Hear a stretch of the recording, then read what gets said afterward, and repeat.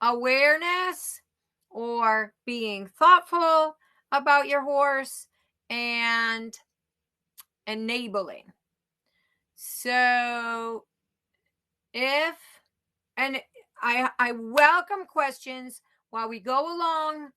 This is something that's really going to be personal, I think. Our perception of awareness, our perception of thoughtfulness, compassion, and then linking that to sometimes allowing our horses to do things that aren't healthy on the long term. And so I welcome questions because as we talk about this, I think that it might bring up things for your personal relationships with your horses that maybe we can dive a little bit deeper into. So one of the most difficult things we must determine as riders is when to listen and when to say what we need to say, like we were talking about last week. So building rapport, I think that people that are listening to this are really interested in that relationship with their horse, and they're interested in building that rapport. And so sometimes we might not say those difficult things because we don't want to get pushback. And if we are ignoring things, then it can turn into bigger problems. So sometimes we might ignore that our horse has a weak link, or we might ignore that they have a little bit pain somewhere that we need to manage differently, or we might ignore that they are, mentally not understanding or blowing us off when we're asking for things. And then if we let that build up, it can turn into a bigger problem that ends up taking a lot more to get through in the end of the day. So we're going to start off with our definitions because I love to do that, get us on the same page. And awareness, this is so perfect for this. The state or condition of being aware, consciousness, alertness, appreciation, or attention. So that we are really trying to be appreciative and pay attention to our horse's point of view.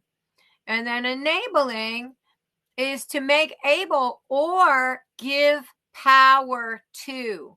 So that really talks to what we're going to dig into here, which is giving power to something that really we don't want to allow or permit. So, are we allowing behaviors that we don't really want to instead of creating better habits? So then if we start talking about the things that we need as riders to be aware of, the list is long, and that is part of the reason why sometimes we can get off track or allow little things to build up. So things we need to be aware of: where our horse's attention is, our balance, our horse's balance, the surroundings, effectiveness of the aids, our horse's mental understanding of the aids. Super important. Horse's physical ability to act on the aids, our horse's soundness, our horse's overall comfort. How does the equipment fit? What's the energy like in the room? Okay, so that can be, other horses that are working in the indoor. That can be we're outside and it's windy or very peaceful and calm. That can be that we're at a horse show and there's a couple naughty horses in the warm-up. What's the energy like in the room? We need to be aware of that so that we can help our horses to handle it, what we want to accomplish. So we've got to have this, these goals in mind, our daily ride. What do we want to accomplish? And then what is our trainer telling us? So sometimes we're taking a lesson or we're schooling with our trainer helping us. So we need to be aware of that. And then we need to be aware if our horses have any weak links, that we're not leaving those behind, that we're working on those and helping to bring them up along with the other things that are working better. So there's a lot there as a rider that we need to be aware of. And I wanted to just talk about that a little bit, because as we come to our lesson and we want to teach our horses, we've got a lot going on in our minds. And so how do we get that all really organized and then relaxed enough that we can start training our horses and make progress together with our horses? So one of the first things that I think that we do as riders is giving power to the wrong subject. So how do we by accident enable our horses, allow them to end up not making progress as fast as they could, giving power to the wrong subject? So what if we have a little bit of a story going in the back of our minds that this is really hard for my horse?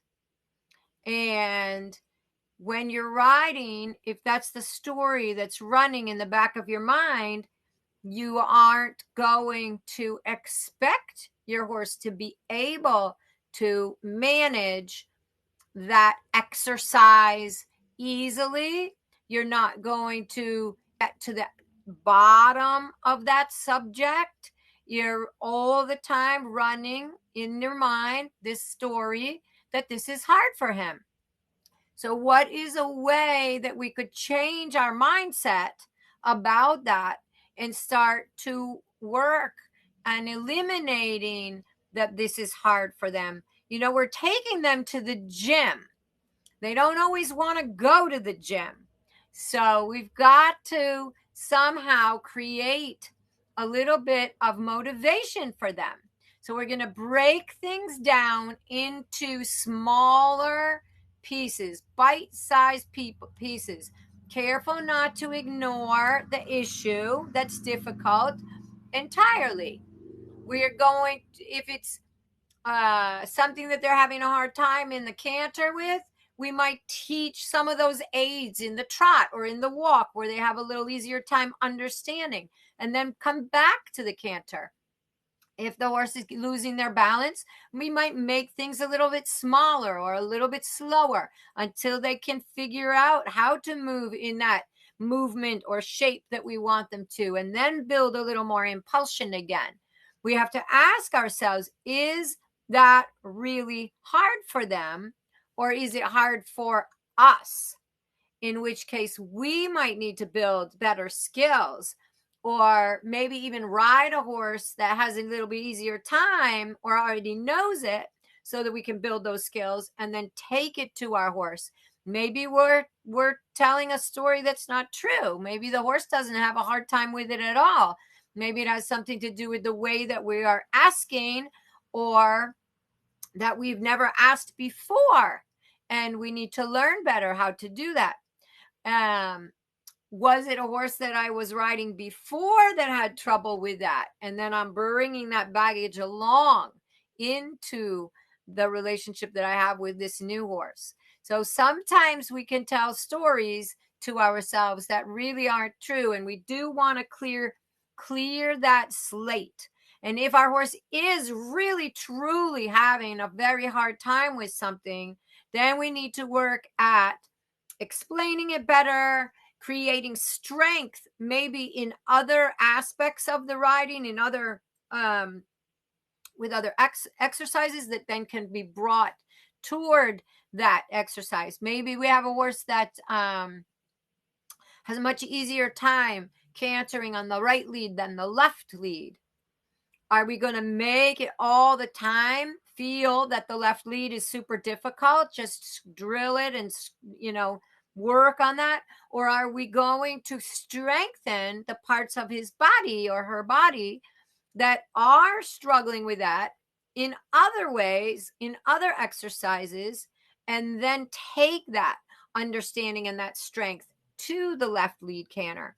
But I would change direction often, change leads often, stay less in the left lead canter until my horse was confident. I would not just drill. So, and then I want to get that, I want to get to the bottom of it. I don't want to say, well, this is hard for them, and that's why we're not going to work on it, or that's why it's a struggle when I work on it. I'm going to figure out some really good ways to motivate my horse to try and to build up the strength and the mental understanding of what I want, so that every single day that aspect of it is going to improve. Another thing that we can give power to by accident is that he or she, my horse, doesn't like this. So a lot of times riders will put their own ideas and their way of thinking into the horse, thinking that your horse is thinking the way that you do. And I don't believe that horses think the way that we do. I do think that they understand us very well and that they feel a lot about what we are feeling. But I don't think it's ever that the horse is thinking, oh, well, if I do that again, I get a break, or, I don't want to go to the ring because it's going to be hard work, or I don't like doing shoulder in. I don't think that the horses really think that way. They're very much in the present and responding on what's going on in this moment.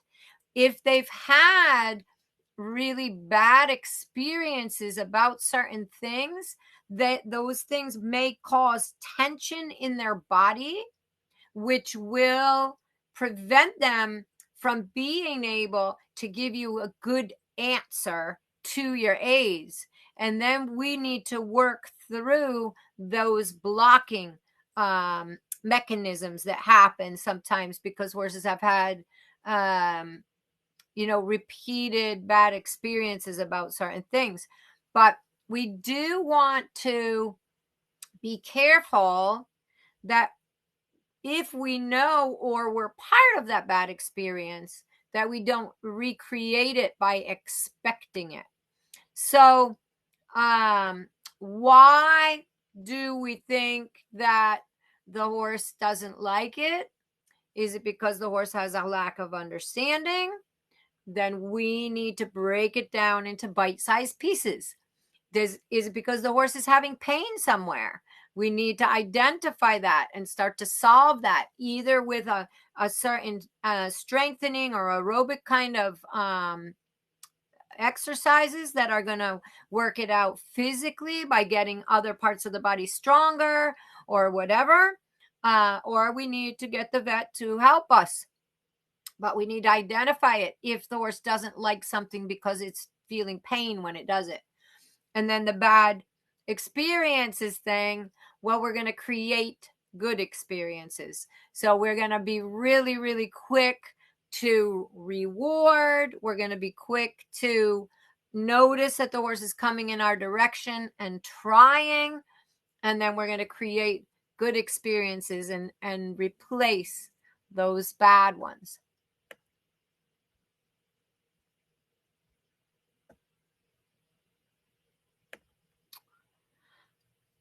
Another thing that I see my riders do, or oftentimes also in clinics where you don't really know the riders as well, we can get that answer, well, I can't do it like that, because whenever I do that, my horse does this. So when that happens, that's a story that's in our head that is affecting the responses of our horse. It's our belief that whenever you do that, my horse is going to put my head up, or it's going to buck, or it's going to kick out at my leg, or whatever. And then by accident, our actions can often create that same response. So is this a learned behavior, or is it instinct? And when you can determine the difference between a learned behavior and instinct, then you're really on your way to solving that problem better. Sometimes when we get ready for the bad behavior, we can be creating the that behavior that we don't want. So when we know, we talk about this a lot here, visualizing and imagining the best case, imagining what our horses would feel like when they did it right, allowing our bodies to ride like the right thing is going to happen. And this isn't always easy, but we do want to be careful and notice ourselves when we're riding like something is going to go wrong. We can, if you think about a horse that bucks when you ask for the canter, and so then you get a little bit tight, your legs are like clothespins holding on because you know this is coming. You're not moving with the motion of the horse anymore. When you start to ask for the canter, you're really getting ready for the bucking. And by accident, that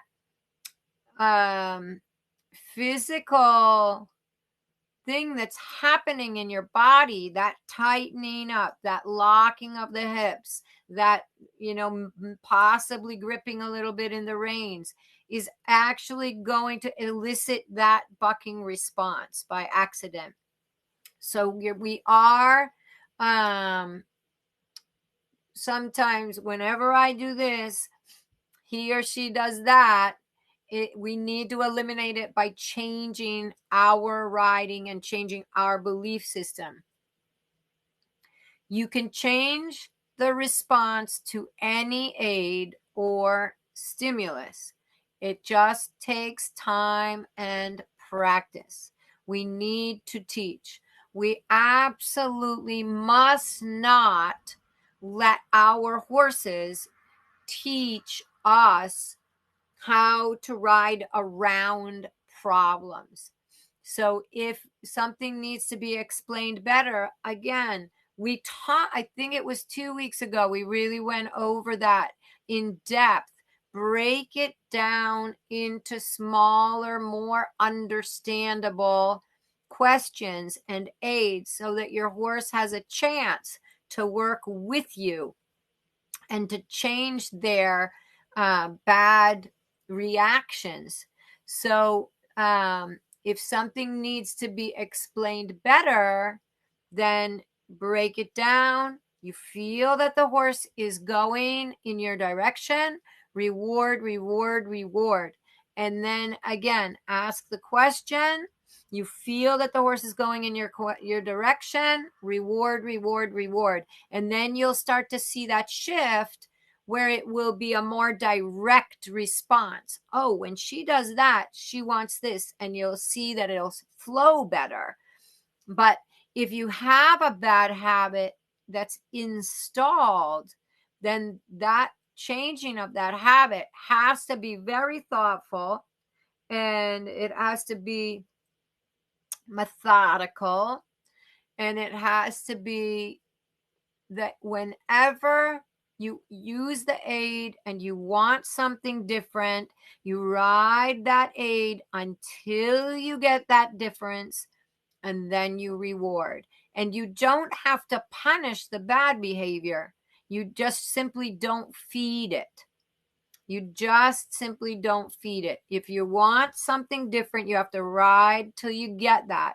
And so if it's something that's your horse is really acting out, then it might be something that we have to do with the groundwork first, so that you really teach the horse that they can physically do something different from that stimulus. And most things we can recreate on the ground, get the body functioning in a better way, and then get back on and ride. So if you're when one thing that we don't want to perpetuate is in our minds this mindset of whenever I do this, he or she does that. If you're talking about when I pick up the reins, I was going on a long rein and now I'm going to pick up the reins and I'm going to go back to work, and my horse always resists. Okay? If you keep that in your mind, whenever I pick up the reins, my horse always comes above the bit. Your body is simply getting ready for it to come above the bit. Your mindset needs to be, what is the process of picking up the reins so that my horse will accept the bridle? And I might need to talk to my trainer about that. And I might need to create a different habit about how I pick up the reins, because we are now in this bad habit. But we want to change our thinking to asking questions, not to knowing what's going to happen and that it's something bad.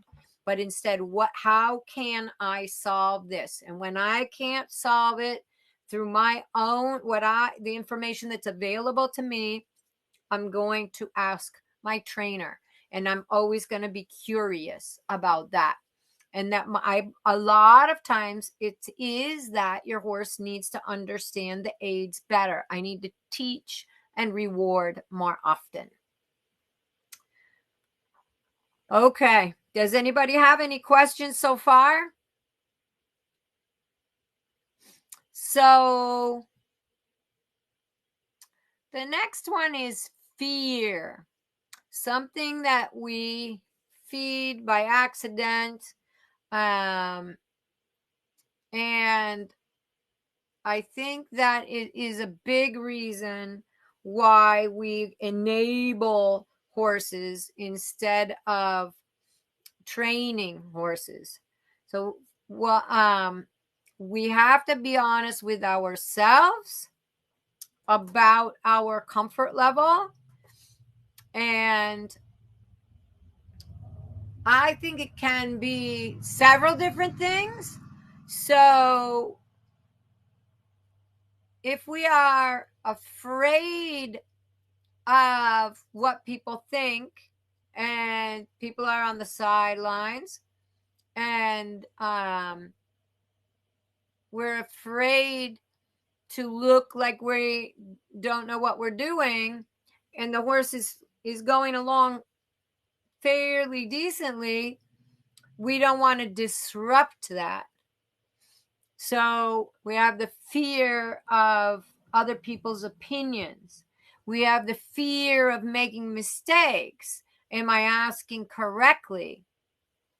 We have the fear of the horse doing something naughty when we ask and they don't really want to do it.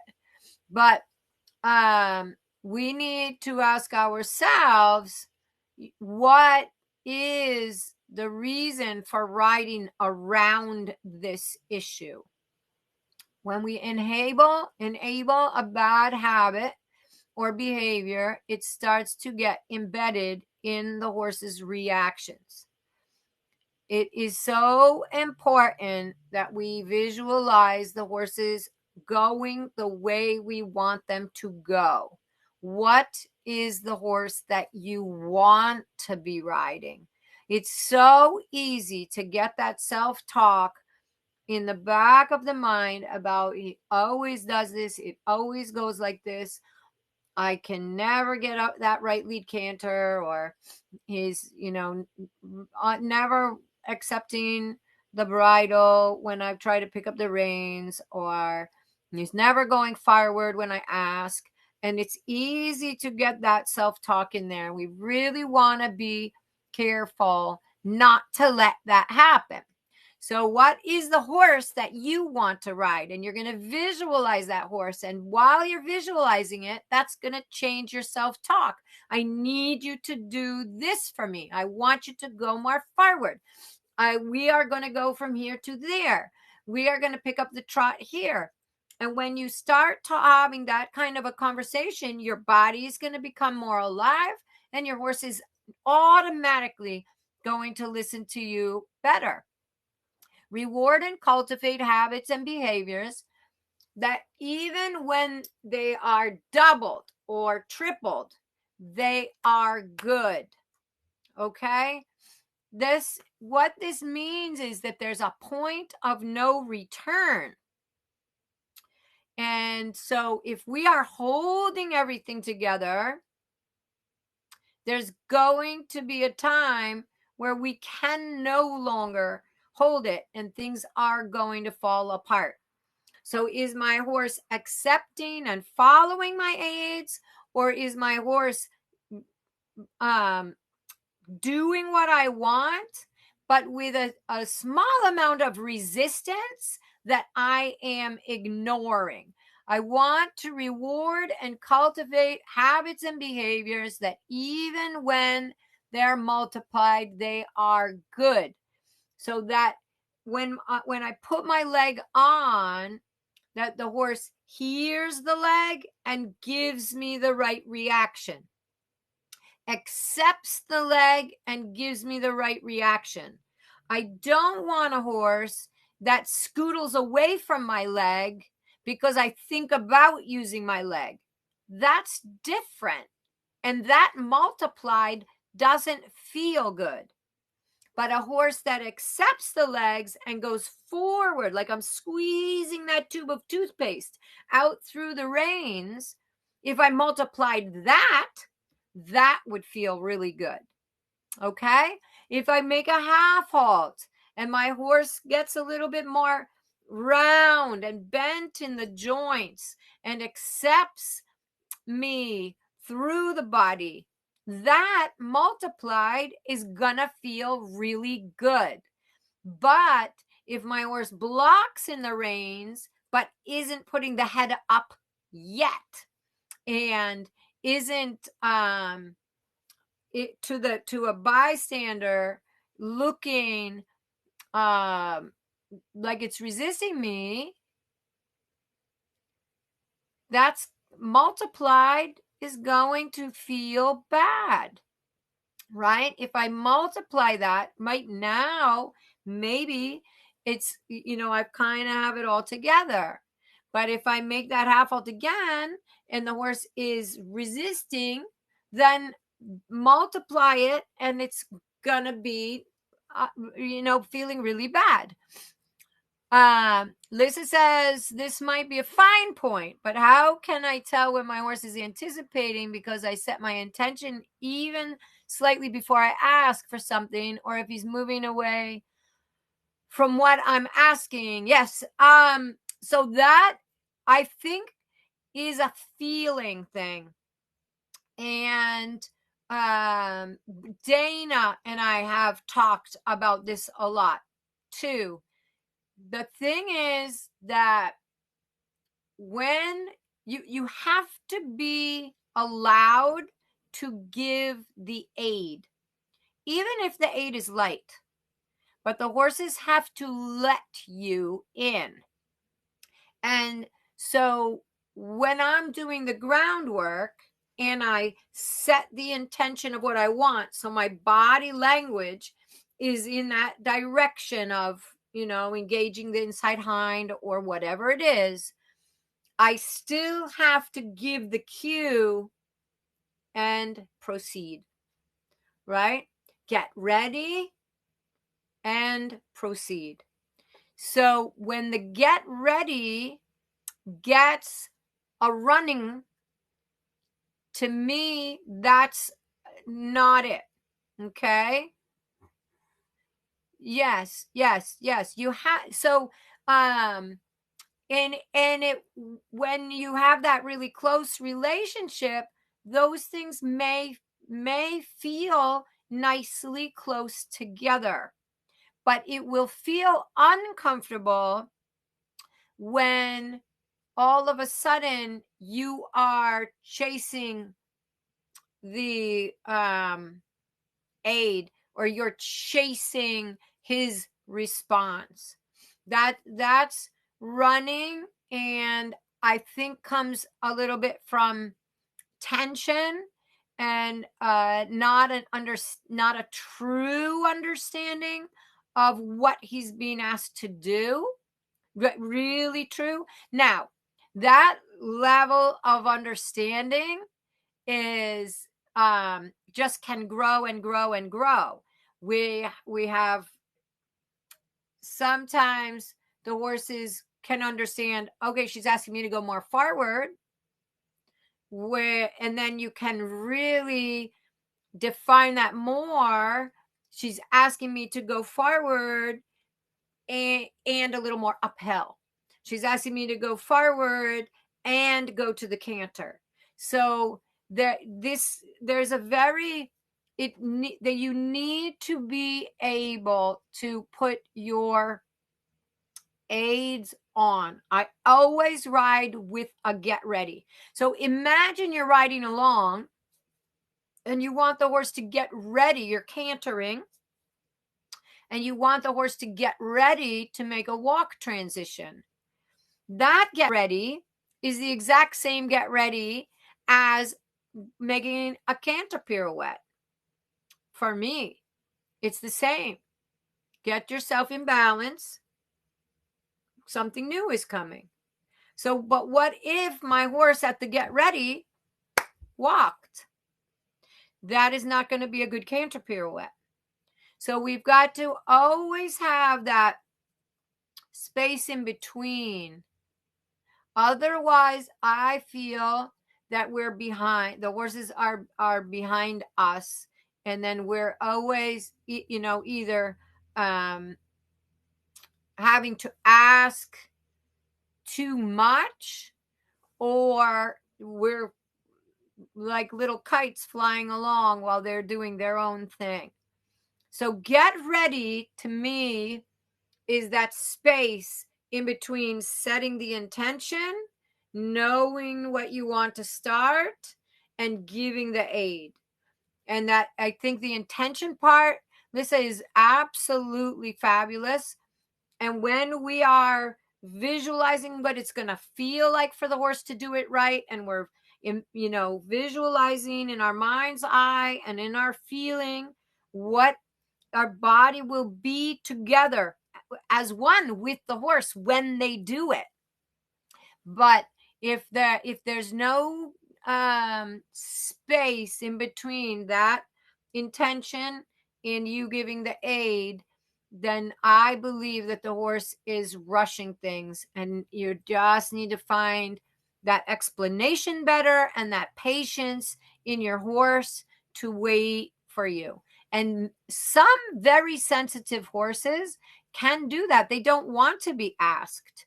So then you think of what is the way, within the, our classical principles, what is the way that I can ask in the most sensitive and feeling way, but still be in charge. My mare is really, really good at teaching me this, because she really doesn't like it when I ride with a strong leg, but she needs to be in front of my leg. So if I have her in front of my seat and in front of my leg, and my leg can be very soft, she's very happy. But she still needs to let me ask her to go more forward. And when I do, she needs to respond by going forward, not backwards, not like, don't touch me. right? Or running because she doesn't want to be touched. So I think this is a very, very good question. And your feeling, your feeling and your intuition is also going to help you. How the ride proceeds is going to help you to know if you are perceiving your horse's acceptance of the aids well enough, right? If the ride is getting better and better, then you know that your horse is interpreting the aids, understanding, and you're finding that space in between asking the question and getting the answer. And if the ride is getting worse, then you know that that was tension working and we need to step back and explain again. Okay, great. All right, I'm glad that helps. And that I love that question. Really, really good, because you're really thinking about what we're talking about here and how does it apply to your daily riding. And that's what I want you guys to be thinking about, and create some questions. So know what helps you feel comfortable as a rider. So we're here talking about fear, and teach your horse how to do those things so that you can relax with them. So to the point of the question, if it makes you nervous that your horse goes running off every time you just think of using your legs, then this horse, even more importantly, needs to be taught the acceptance of the legs. Okay? Because when he accepts your legs, both you and he are going to be more comfortable. Okay? And so if you have a horse that sometimes overpowers you in the reins, you need to teach the horse even more about what the reins mean, and that nice respect, and that they can allow the rein through, because that's not going to make you feel comfortable that when something happens, they overpower the reins. And so you need to know about yourself, explore those things about yourself, and then teach your horse what he needs to know so that you can be a confident rider, so that you can be comfortable and not enable those bad behaviors because you're afraid to have those conversations. And some of the conversations might need to be on in the groundwork, and there's nothing wrong with that. Remember that. And then it's not good enough that your horse is doing you a favor. Know for sure that they know the job and that they are participating in it. So I've had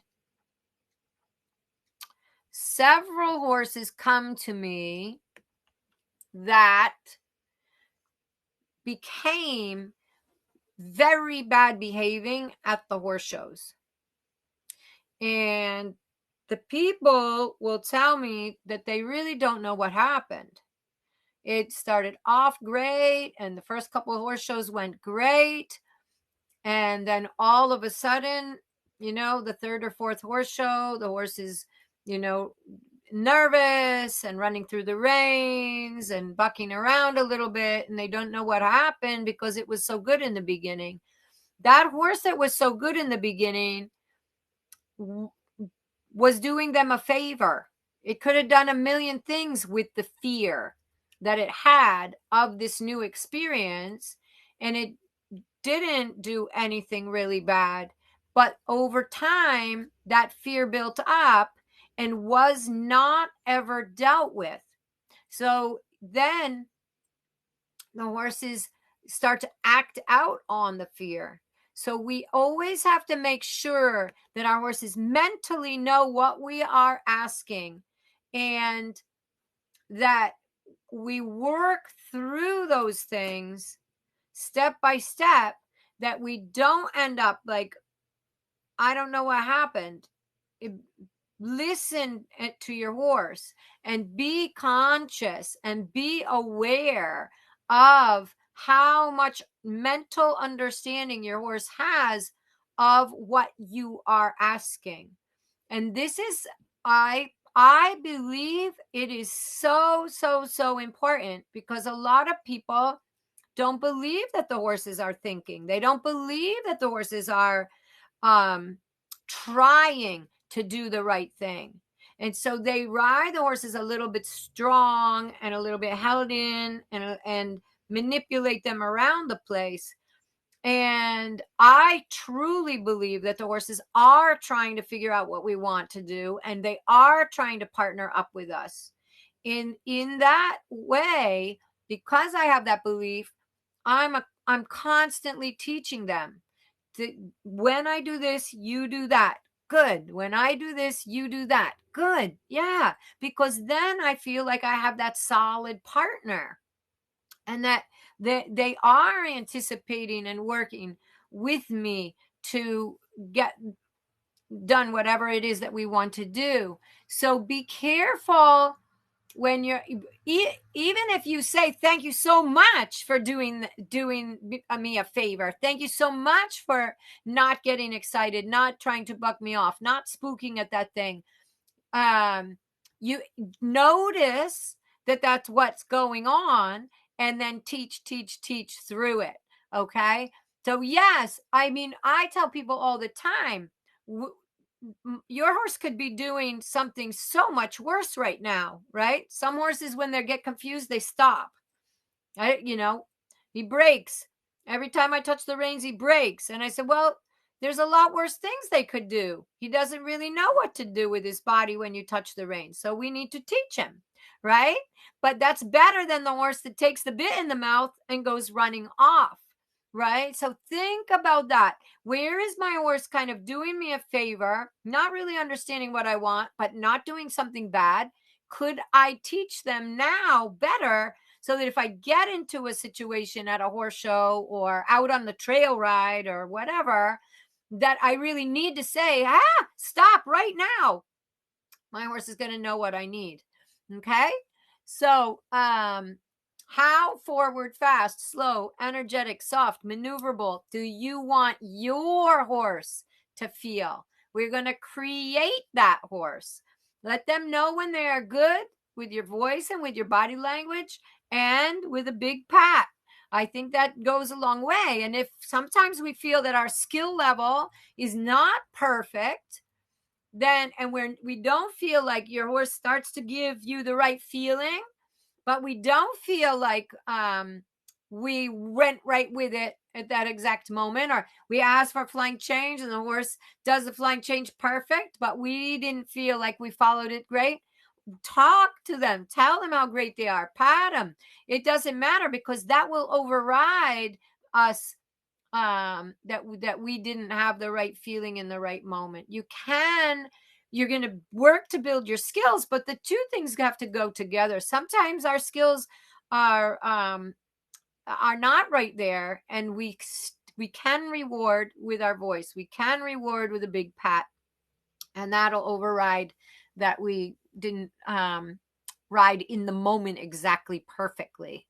And you will get better by doing that. You will develop more feeling, and your horse will try harder because of the reward.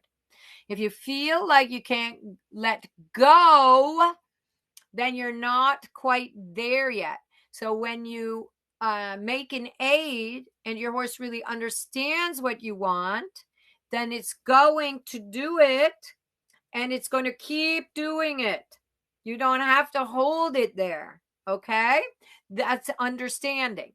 If you take it in a shoulder in, and then it's not bringing itself in shoulder in, but it's defending itself against your aids, when you let go, the shoulder in is going to disappear.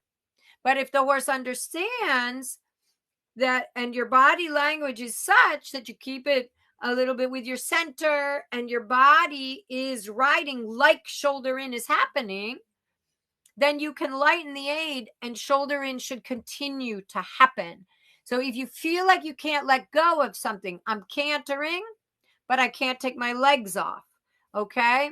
I'm making a leg yield, but I can't stop kicking with my inside leg. That means that you're getting the job done, but your horse doesn't quite understand the job yet. So you just keep teaching, no problem. When you start to feel like they're like, oh, shoulder in this, yes, I get it. They're together with the aids. It's not like I ask, I wrestle, I get it, and then I have to hold it. That's manipulating. That means your horse doesn't quite understand yet. It's probably doing it, but mentally they don't understand yet. Direct responses to the aids are a must. The response should be similar to the aid we give. So a small, subtle aid can get a small, subtle response, right? A quiet answer, even just getting ready to what you want. But if you've asked and you've asked a couple times and nothing is happening, then you have to ask stronger. Then they have to say, okay, I get it. And you have to get a good response. If you're asking yours to go forward and they're not going forward and you end up having to give them a big kick or a little smack with a stick, that response needs to be equal to the aid you gave. Absolutely it does. Okay. So that to me show they're like, oh, that. All right. But if you give a big aid and they give you a small response, then that's not, oh, that. That's like, make me. So always remember the response should be similar to the amount of aid that we give.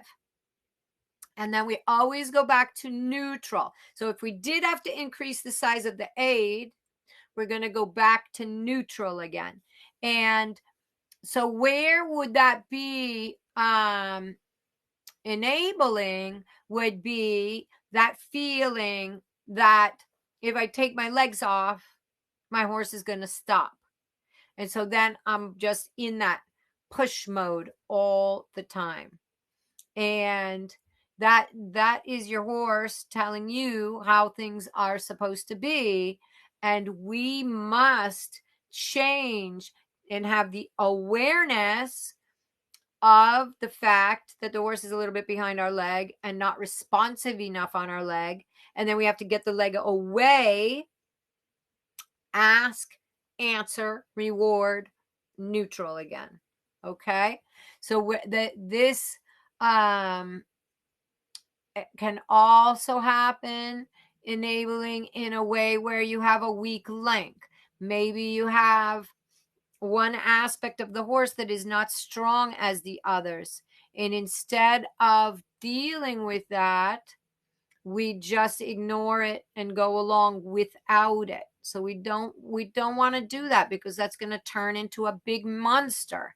So if you have can be sometimes that horses have different path of travel with the two hind legs, for instance. It's not like a pain thing, but it's just a mechanics thing. So one hind leg might not be tracking up as big as the other one.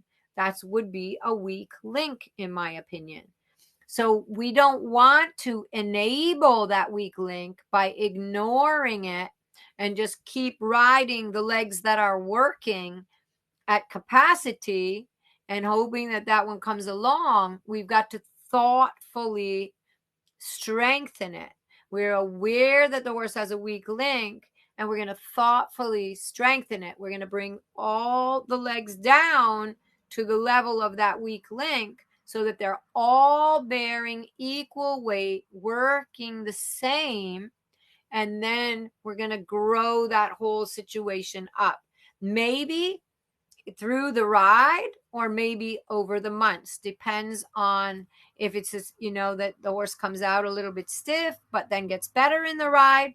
Maybe we pump it up in the middle of the ride and then cool it down again, or maybe we have to stay with all those limbs at a smaller or slightly slower pace until that side gets a little bit stronger, and that might take weeks or months to happen. If the horse's back is weak and it just is moving the legs, but it's not moving the back, we've got to figure out how to get that back moving. We can't just allow the strong things to get stronger and the weak things to stay weak or possibly even get weaker. So we're enabling our horses to go with their strengths, and we're not asking for the right ability that they need to give us to strengthen those weak links. Nobody wants to face them. Horses don't want to face them. They're weak for a reason.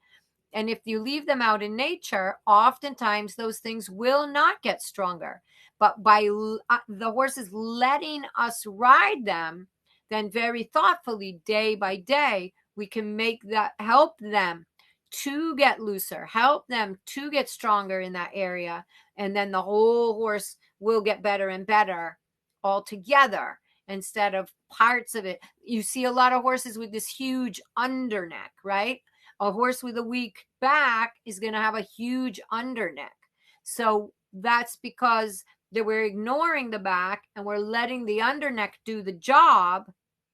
And the more we do that, the bigger the underneck gets, the bigger of a monster it gets to be, and the less work the back has to do.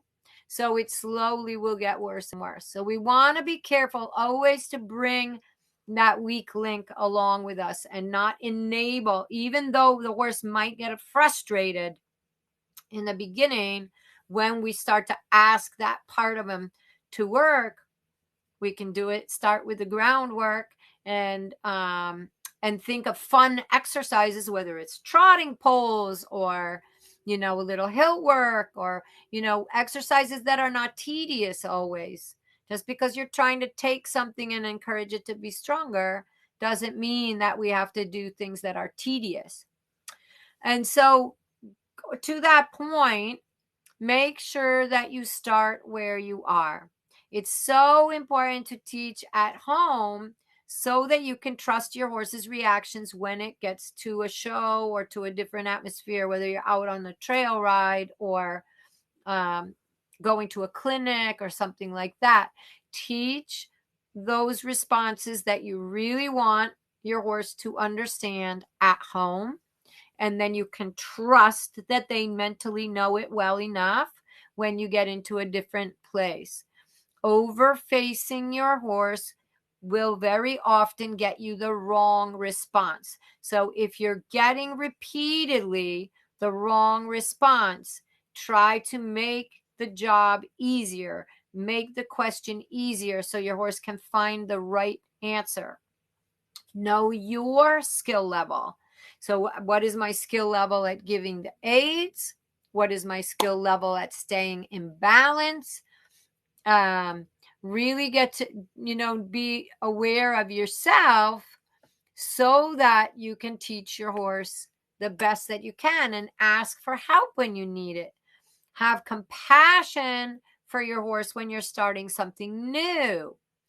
That when you're going to explain things when you start something new, step by step. It doesn't mean that you let the horse do his own thing. You need to get those answers that you want, for sure. But make sure you laid the groundwork and you just didn't decide today all of a sudden that this is what we're going to do, and I forgot to give you any clue about, I don't just all of a sudden decide to teach my horse flying changes. Over the months, I'm teaching my horse a little bit about the answer that I want from my inside leg, the answer I want from my outside leg. What do I want when I make my half hauls? Can I, flex my horse right and left without it losing the balance too much? These things happen over the months so that when I do decide today's the day we're going to try our first flying change, I've done a little bit of homework. And if my horse doesn't respond exactly perfectly, I'm also not going to get stressed at that time and force the first time the flying change perfectly.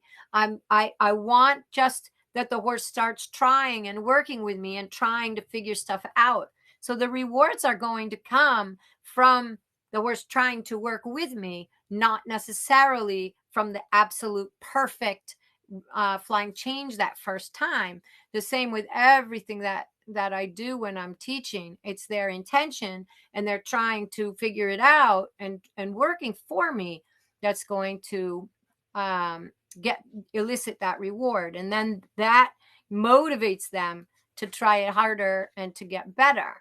The more our horses understand us, the easier it is for us to ride them. So the two things go hand in hand. We have to train our horses so that they respond to our aids just as much as we have to teach, work on ourselves and our skill level.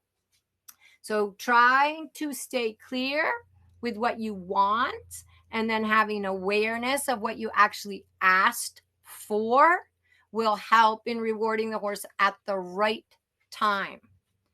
Then over time, you perfect your aid. So when we think that we ask for something, but our body is doing something different, we need to, get into our body and say, wait a minute, my horse is responding by doing the wrong thing. Is he responding incorrectly and I need to teach better? Or is my body not doing exactly what I wanted it to do? And I need to work a little bit on that too. And it can be both things. And that's why we all have trainers to help us also. So that they, sometimes it takes somebody to get on and say, well, wait a minute. I have had a couple times, where I was teaching somebody and stuff was going on. And I was like, wait a minute, I don't really understand why, when you do that, this is popping out. Let me get a feeling for that. And then, of course, for me, it's like sometimes I have to say, please get on. I'm not doing the right thing. So stay clear with what you want and then have awareness of what you're asking for so that you can reward for the right aid, the right answer, and the right aid. Be youthful in your approach. Connection is the key. And remember, anything is possible. So does anybody have any questions?